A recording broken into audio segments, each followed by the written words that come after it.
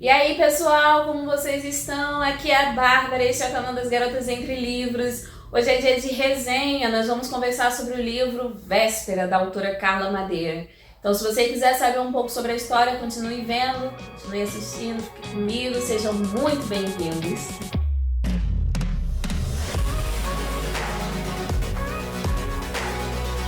Bom, pessoal, vou dar algumas informações sobre o livro e aí daqui a pouco eu faço um resumo do que a gente vai encontrar nessa história. Primeiro, ele é da autora Carla Madeira. Ele foi publicado aqui em 2021 pela editora Record. Ele tem 280 páginas, se inclui no gênero drama e eu classifiquei ele com 5 estrelas. Maravilhoso. Maravilhoso esse livro, gente. Bora lá para um resumo. Aqui a gente vai encontrar a história dos gêmeos Caim e Abel. Caim e Abel. A gente já vou chegar lá e explicar como é que eles ganharam esse nome. Mas eles vão ter aí uma relação, eles são gêmeos idênticos, mas são opostos, completamente um oposto do outro em questão de personalidade.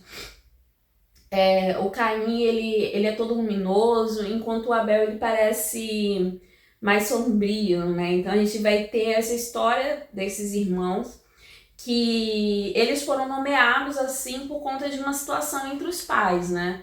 A relação dos pais era uma relação muito complicada.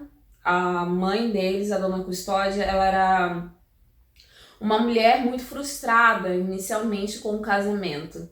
E o marido, ele fazia uso de álcool excessivamente e não era um cara violento, mas ele gostava de beber bastante. Ele ficava aquele bêbado meio sem vergonha e de boas, né? E ela não suportava isso no marido dela. E era um hábito dele de beber, porque ele aprendeu isso com o pai, então ele trouxe isso para a vida dele e ela não gostava. E assim, na natureza do casamento deles foi muito complicado. O sonho dela era ter filhos e ela teve muita dificuldade para engravidar. Muita dificuldade. Aí ela vai e se apega à religião. E nisso que ela se apega à religião, ela fica muito, muito religiosa mesmo.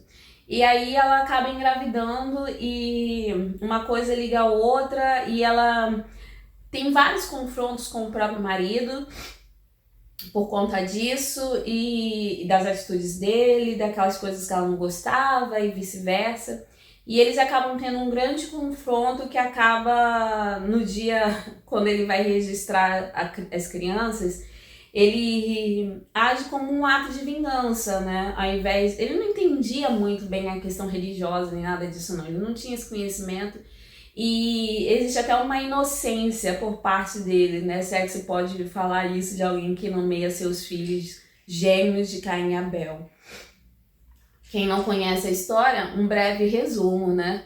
A história de Caim e Abel resume primeiro a história do primeiro homicídio dentro da Bíblia. Caim foi o primeiro filho de Adão e Eva, Abel foi o segundo. E por ciúmes e inveja do irmão, o Caim acaba matando o irmão mais novo, né? Então é o primeiro homicídio que nós temos ali dentro da Bíblia. A gente vê assim como uma situação bem tensa. Eu acho que nunca nomearia um filho meu de Caim e Abel. Se eu tivesse 2 filhos homens, eu nunca nomearia eles como Caim e Abel, até porque todo o histórico do nome, né? Enfim. Aí o que acontece, né? Eles têm essa discussão e o marido, ele não tinha essa... Até esqueci o nome dele agora. Mas ele não tinha essa noção, né? Sei lá, excesso de inocência, falta de noção, idiotice da parte dele, raiva também. Ele vai registrar as crianças e quando, assim que elas nascem, né, um tempinho, e assim que ele registra, ele volta e esfrega isso na cara da mulher. Não era Paulo e Pedro, Paulo e João, que seriam os nomes dos filhos, que inicialmente eles tinham decidido, algo assim, acho que era Pedro e Paulo, bem bíblicos também. Ele chega e esfrega na cara da mulher que ele tinha registrado as crianças como Caim e Abel. E aí ela vai e fala pra ele, ela fica extremamente decepcionada, né? Ela tá ali naquela fase muito delicada da mulher, acabou de dar à luz, são 2 filhos, não é só um, então ela tá ali num estado frágil, tu chega teu marido te sacaneia dessa forma, não tem outra palavra, é sacanagem. E ele vai e fala assim, não, esfrega mesmo na cara dela o ato de vingança por conta de uma discussão passada. E ele determina meio que o futuro dos filhos ali, né? Aí ele vai e mostra, né, Caim e Abel, e ela fica arrasada com isso, e ela conta a história pra ele, e ela fala assim, você acabou de marcar os nossos filhos pra sempre. Pra sempre, eles vão ter que lidar com isso. E a responsabilidade do nome, né, gente? Isso é muito interessante. Vou devagar, talvez, um pouco nesse vídeo aqui, porque esse livro não é superficial. Então, talvez role mais divagações aqui. Me acompanhe, por favor. Então, ela decide, naquele momento, em que ele teria que dar um jeito nisso, né? Então, ela fala assim, ó, nenhum deles vai se chamar Caim. Eles vão se chamar Abel. 2 irmãos gêmeos, gêmeos idênticos, vão se chamar Abel. E aí, um era Abel em um momento e o outro era Abelzinho. Então eles poderiam escolher, hoje eu sou Abel, hoje eu sou Abelzinho, e não sei o quê. E ela vestia eles iguais. Não tinha separação entre eles. Eles eram o melhor amigo um do outro.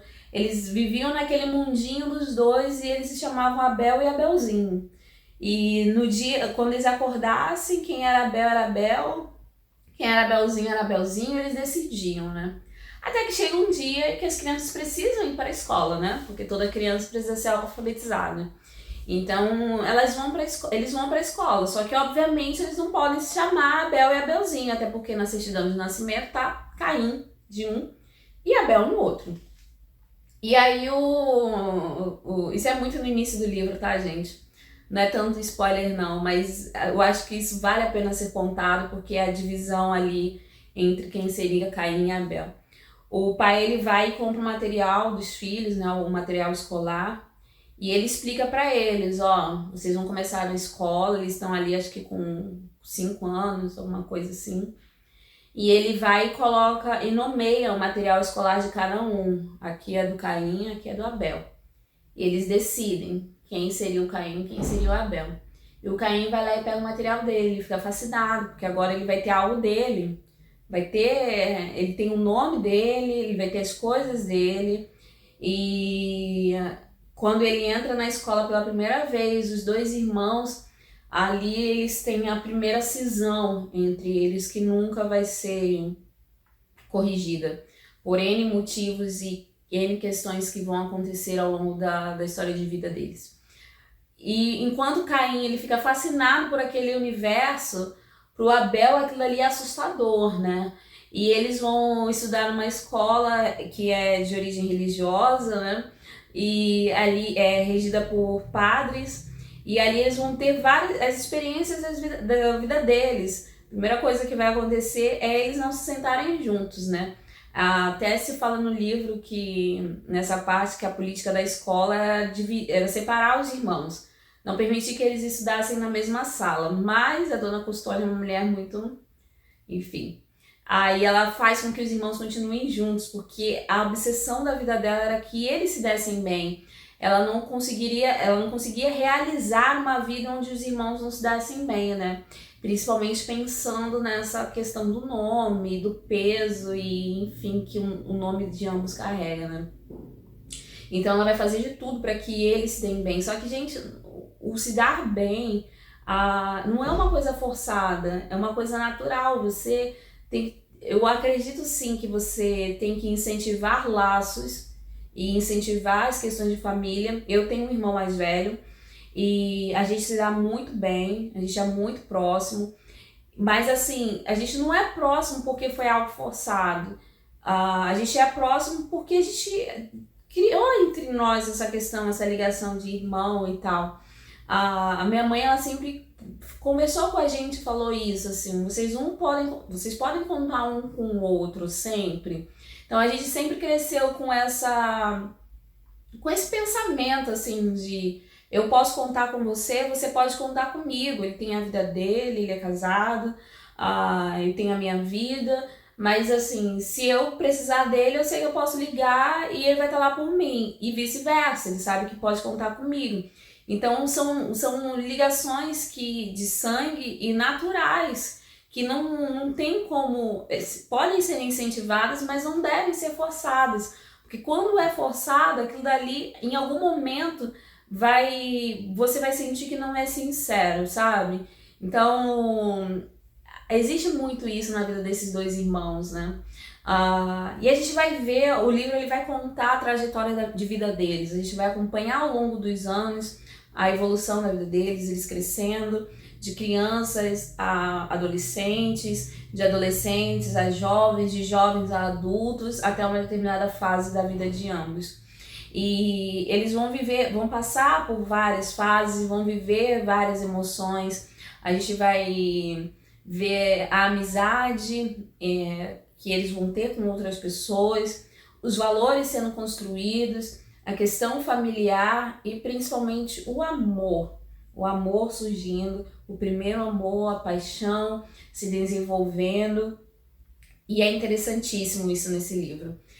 Desde o primeiro livro que eu li da Carla, Tudo é Rio, eu já senti que ela era uma contadora de história, mas não daquela forma como a gente lê histórias por aí, né?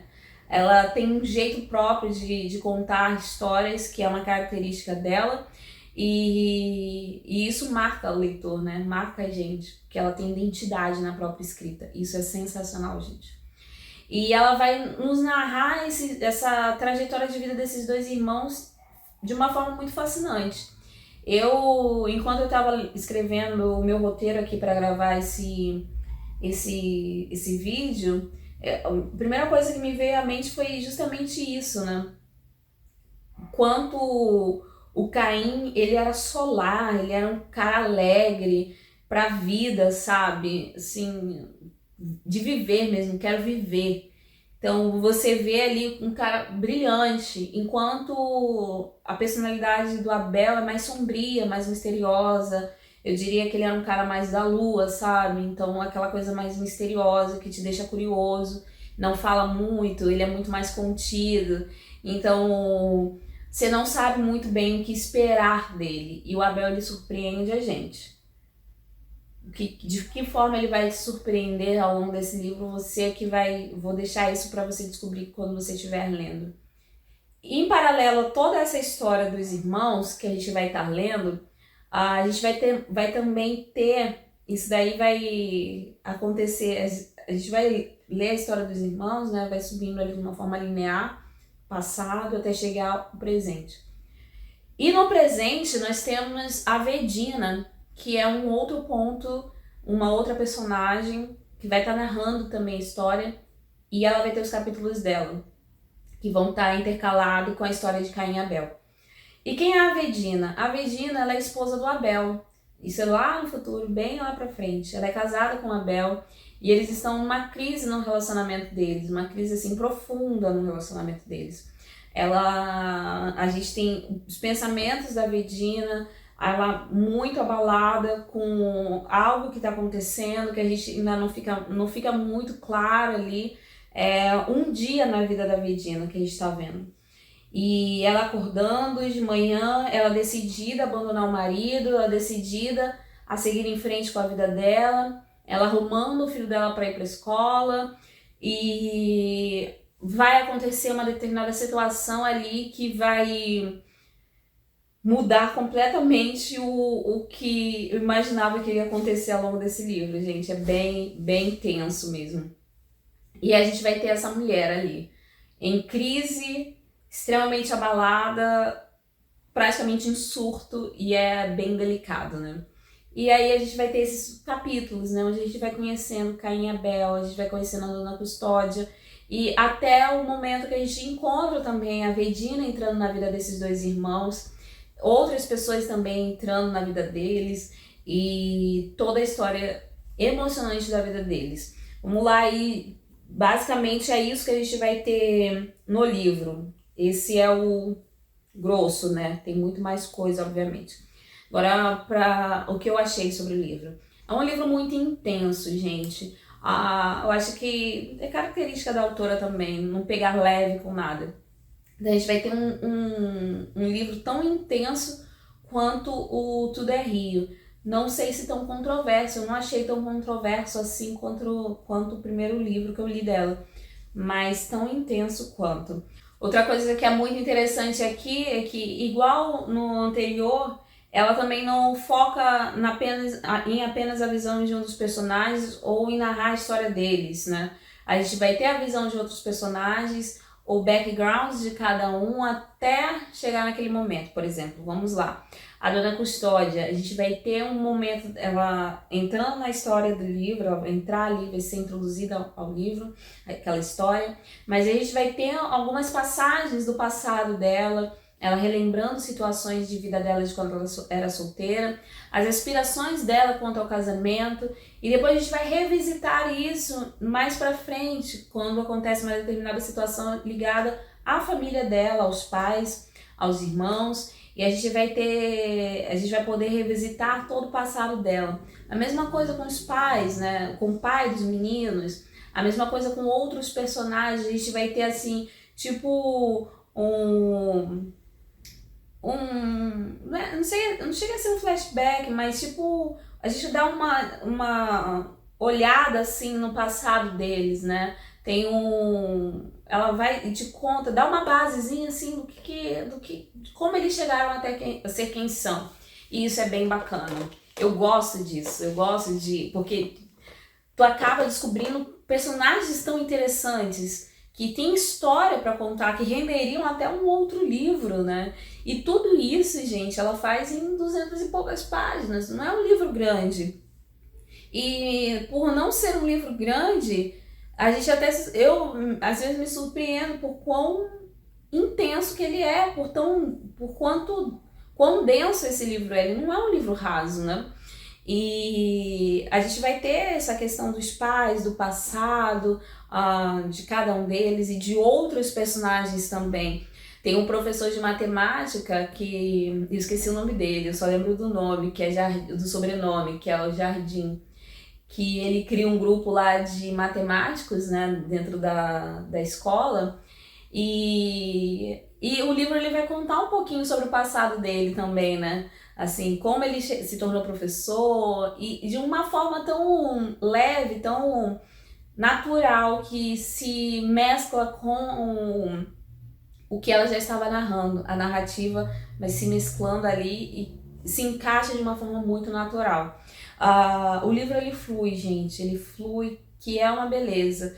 Eu não demorei muito tempo para finalizar, não, mas eu fui lendo em partes por conta daquilo que eu falei. Ele é um livro denso. Ele não tem coisas assim que são delicadas e pesadas que a gente vai lendo ao longo dele, que vai fazendo com que você necessite respirar um pouco, né? Eu preciso respirar fundo e aí depois eu sigo em frente. Tem muita coisa boa aqui, gente. E como eu disse, a gente tem essa visão desses outros personagens, não é narrado apenas pela visão do Abel e do Caim, não. Eles são os personagens principais, mas a gente tem outros personagens que dão voz nesse livro e que também são muito interessantes e necessários, né? E tem alguns personagens aqui que eu preciso citar, que eu quero que são assim, que mais me chamaram a atenção. Foram personagens sensacionais. O primeiro é o Padre Tadeu. Ele é um cara assim que tem os melhores conselhos dentro desse livro. Os melhores conselhos. Ele assim, quando a Dona Custódia, a mãe dos gêmeos, chegava e questionava alguma coisa, queria brigar na escola, ele vinha e falava assim com ela e vinha com mais questões, assim, respondia na ponta da língua, sabe? Que te constrangia aquela mulher e levava ela a raciocinar, né? E não era uma coisa só para ela, era com várias pessoas, né? Um homem de muita sabedoria e sensacional. Eu amei o Padre Tadeu. Eu já falei da Dona Custódia, já falei do pai. Nós temos aí também uma outra personagem, gente, que é extremamente importante, que é a Veneza. A Veneza é a grande obsessão da vida do Abel, né? Ela vai ser uma parte aí desse quadrado amoroso, não chega nem a ser um triângulo, mas é um quadrado, né? Porque ela vai surgir ali na vida dos irmãos, mas assim, ele, na vida do Abel, melhor dizendo, né? como o despertar dele para o amor, né? Ele observava. Quem nunca viveu isso na escola, né, gente? Não sei se você nunca viveu isso. Mas ter aquela pessoa que você admira, mas você nunca chegou para falar com ela, né? Você fica naquela paixonite à distância. Você cria a história de vida dos dois na tua mente, mas você nunca chegou a falar alguma coisa. Quem nunca viveu isso, que me atire a primeira pedra, né? Mas eu já vivi, eu já tive esse tipo de... É amor platônico, né, que se fala. Você idealizar a pessoa e idealizar tudo que... Toda a história de vida de vocês é tudo platônico, porque você nunca trocou uma palavra com aquela criatura, né? E isso acontece muito quando a gente é adolescente. E ela era essa musa pra ele. E ela era a melhor amiga da Vedina. Como as coisas vão se desenrolar daí, é só lendo mesmo pra vocês descobrirem, gente. Mas esse é um livro sobre família, sobre relações, sobre essa questão de nome mesmo, assim, e você levar aquilo pra si. A tua sina, o teu nome te define, ou você pode criar a sua própria história, ou não tem nada a ver com o nome, entende? É um livro sobre inveja também, não apenas entre irmãos, mas inveja de você desejar ter aquilo que aquela pessoa tem. É aquilo que eu sempre digo, é você olhar para a grama do vizinho e achar que ela é mais verde do que a tua. Mas é porque você não tá naquele lado da grama e você não sabe o que aquela pessoa tá vivendo, a história dela. Mas você vê, assim, relances da vida dela, ou até convive em algumas situações com ela, você acha que é maravilhosa e a tua vida, e você se sente diminuído.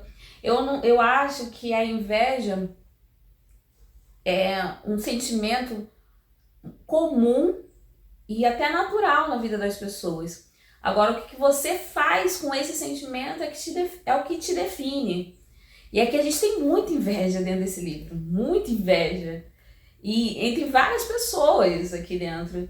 E principalmente entre pessoas que deveriam uma torcer pela outra, né? E eu acredito muito nisso. Todos os tipos de sentimentos, sejam eles bons ou ruins, o que a gente decide fazer com eles é o que nos define.